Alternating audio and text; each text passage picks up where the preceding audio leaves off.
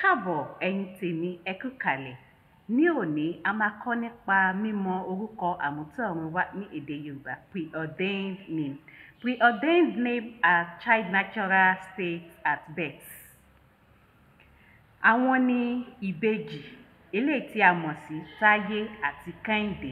Táyé ló kọ́kọ́ síwájú Kẹ́hìndé, Kẹ́hìndé ló tẹ̀lé Táyé nígbà tí a bí wọn. Ìmíràn a máa jẹ́ Ìdòwú. Ìdòwú ni ọmọ tí a bí lé àwọn Táyé Kẹ́hìndé. Lẹ́yìn Ìdòwú a tún ní Àlàbá. Àlàbá ni ọmọ tí a bí lé Ìdòwú.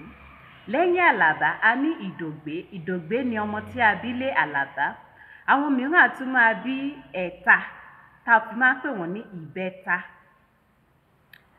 A tún ní mìíràn eléyìí tí a mọ̀ sí Dàda. Dàda ni ọmọ tí irun ẹ̀ ta kókó nígbà tí a bí tàbí nígbà tí ó bẹ̀rẹ̀ sí ní dàgbà.